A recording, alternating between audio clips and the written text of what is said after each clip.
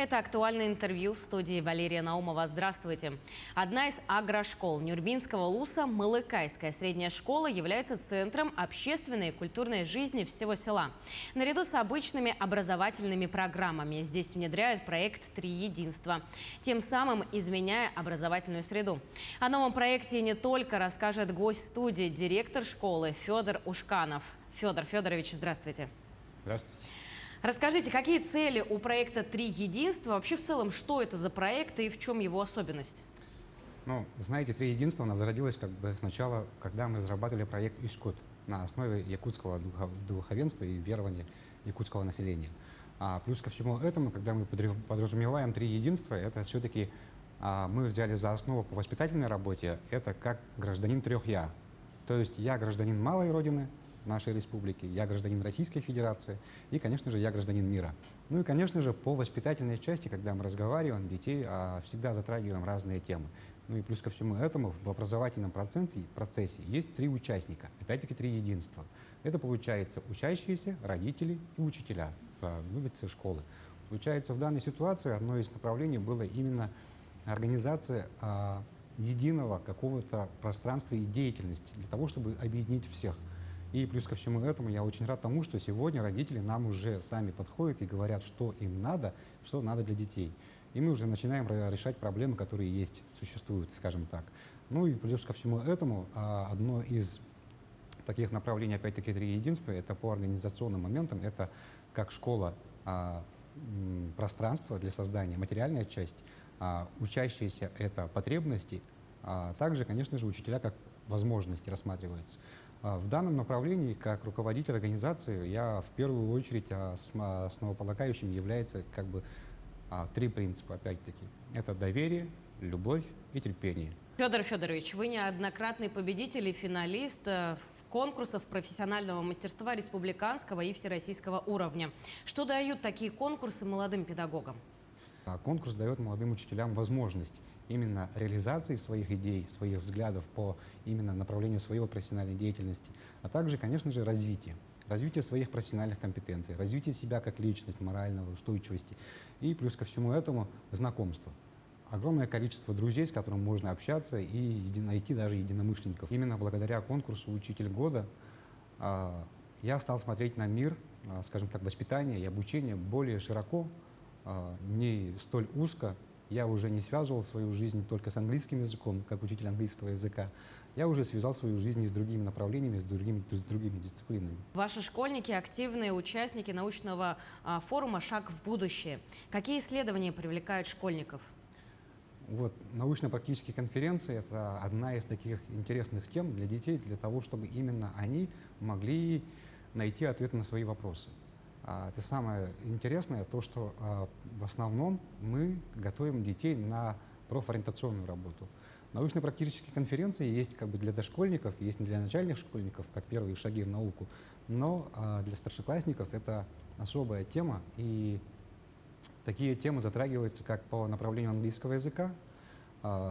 Английский язык у нас считается одним из сильных направлений.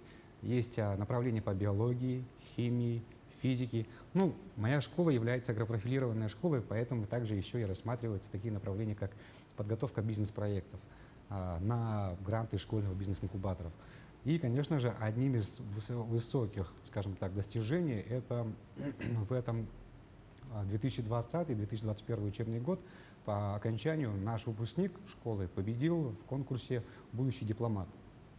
На республиканском этапе стал абсолютным победителем, защитил свои идеи, свои проекты, свои взгляды.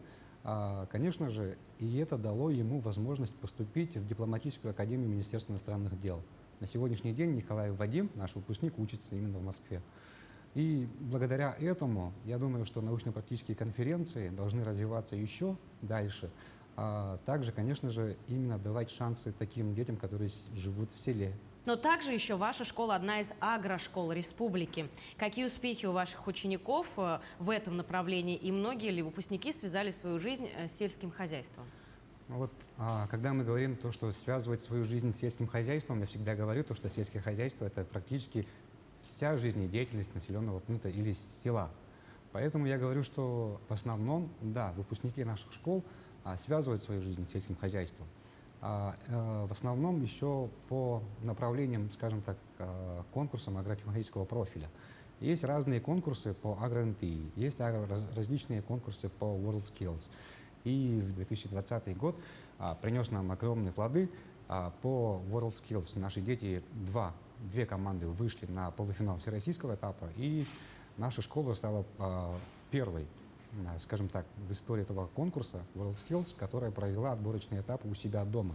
Именно благодаря пандемии. Скажем так, есть и плохая сторона, есть и хорошая сторона.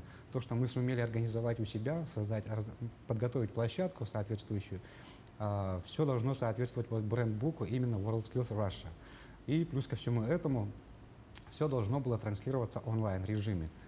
Благодаря вот нашим детям, которые добились такого результата, наша школа была уже, скажем так, подготовлена, и там уже полностью оборудованы 2 целых кабинета. Это направление по технологии моды и предпринимательства. Поэтому мы очень рады, что наши дети так успевают и так выигрывают такие конкурсы.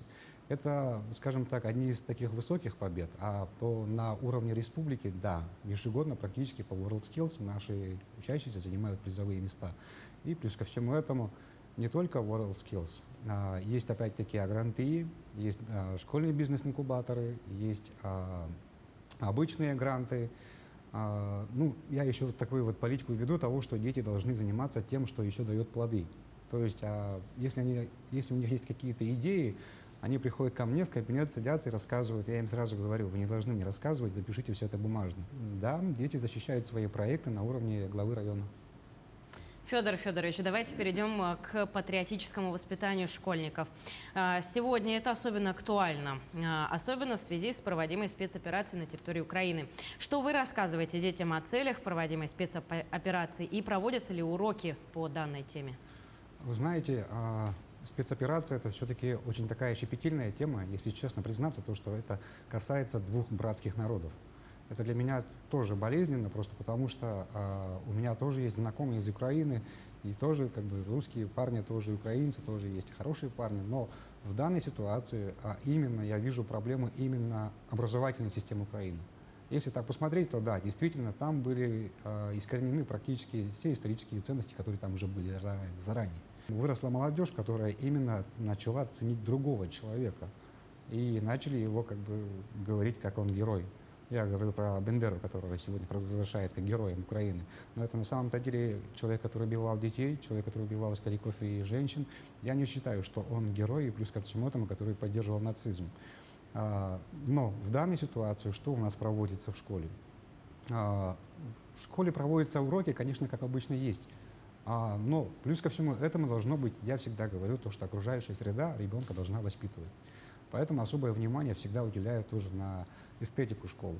По инициативе молодых учителей было куплено, то есть наши учителя молодые скинулись сами и подарили нашей школе стенды «Герои Великой Отечественной войны». Также наша учительница, педагог дополнительного образования Маргарита Анатольевна Николаева разработала стенд по нашему желанию, где впечатлены практически все исторические события именно Великой Отечественной войны. И все это мы опять-таки подготовили стенд, и все это на 2-м этаже проецируется и показывается. И плюс ко всему этому всегда приглашаются гости. Последние наши гости — это был глава района Нюрбинского района Алексей Михайлович, который тоже с детьми побеседовал. На самом деле у него был рабочий визит в селе, но еще выкроил время для того, чтобы посидеть, поговорить с детьми обо всем. Но вот тогда вот именно была затронута такая тема тоже спецоперации. Там уже мы затронули такие моменты, когда все-таки наши дедушки и бабушки готовились к мирной жизни. Никто не готовился к худшему, но все-таки это случилось. И благодаря тому, что наши дедушки и бабушки простояли против этого нацизма, фашизма, мы сегодня улыбаемся и бегаем по этой земле у себя на родине. И благодаря этому всегда есть открытый разговор. Федор Федорович, спасибо вам большое за то, что пришли, ответили на наши вопросы. Желаем вашей школе еще больше успехов, потому что вы проводите большую работу. Спасибо. Ну, я напомню, что вы смотрели актуальное интервью. Всего доброго.